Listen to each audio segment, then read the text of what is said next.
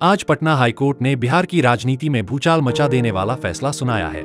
बिहार सरकार द्वारा शिक्षण संस्थानों और सरकारी नौकरियों में आरक्षण की सीमा को 50% से बढ़ाकर 65% करने का फैसला असंवैधानिक करार देते हुए रद्द कर दिया गया है।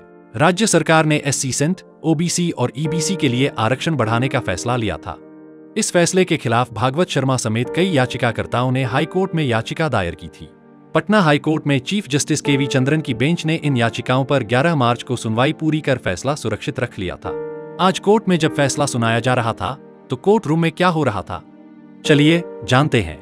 याचिकाकर्ता भागवत शर्मा ने लोकल 18 को बताया कि जातिगत जनगणना के दौरान पिछड़ों की जनसंख्या फर्जी तरीके से ज्यादा दिखाकर उनको 65% का आरक्षण दिया गया था, जो सवर्णों के साथ न्याय नहीं था।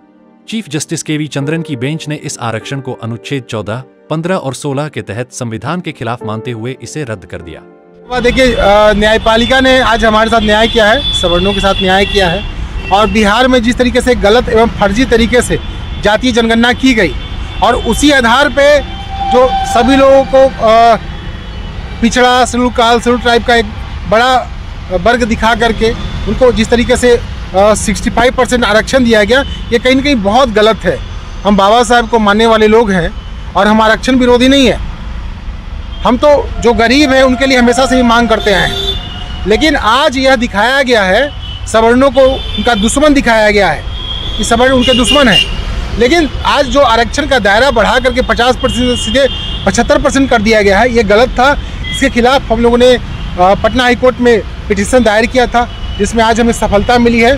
पटना हाईकोर्ट का जो खंडपीठ था, जो अनुच्छेद 14, 15, 16 के अनुसार बोला कि इनके खिलाफ है, ये संविधान के खिलाफ है ये, और आज हमारे फेवर में जजमेंट आया है। और जब भी संविधान के खिलाफ कुछ अगर लागू होगा, विधानसभा विधान परिषद में अगर लागू की जाएगी, तो हाईकोर्ट न्याय करने के लिए है। जब भी हमारे साथ अन्याय होगा, पटना हाईकोर्ट है हमारे साथ न्याय करने के लिए। अगर ये लोग आगे भी जाएंगे तो हम लोग आगे भी लड़ने के लिए तैयार हैं। सुप्रीम कोर्ट भी जाएंगे तो हम वहाँ भी जाएंगे, लेकिन जो गलत है हम उसके विरोध में हमेशा से थे, हैं और रहेंगे। सवर्ण सेना बना के हम लोग तो पिछले कई वर्षों से निरंतर लड़ ही रहे हैं। अनुशासित एवं लोकतांत्रिक तरीके से हम तो लड़ते आए हैं, लेकिन जहाँ कोर्ट में लड़ने की बात थी, जो गलत था, तो हम लोगों ने सोचा कि रोड पे शांतिपूर्वक आंदोलन करने से कोई फायदा नहीं है, इसको लीगली तरीके से इसको चुनौती दी जाए। और हम आदरणीय जो हमारे वकील है पुष्कर नारायण साई जी, उनके जूनियर अमित आनंद जी, इनसे विचार विमर्श करने के बाद हमने पिटीशन तैयार करवाया। और हमारे कई साथी और कई लोगों ने भी पिटीशन दायर किया है, और सब लोगों ने मिल करके मजबूती से हम लोगों ने फाइट किया और जजमेंट हमारे पक्ष में हुआ। बहुत अच्छी लड़ाई हुई, शांतिपूर्वक। भागवत शर्मा ने इस फैसले का स्वागत करते हुए कहा कि हम बाबा साहेब के संविधान का सम्मान करते हैं, लेकिन मौजूदा बिहार सरकार चुनावी फायदे के लिए संविधान का दुरुपयोग कर रही थी।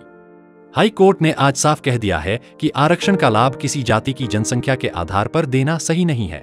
जो संविधान के खिलाफ है, हम उनके खिलाफ है।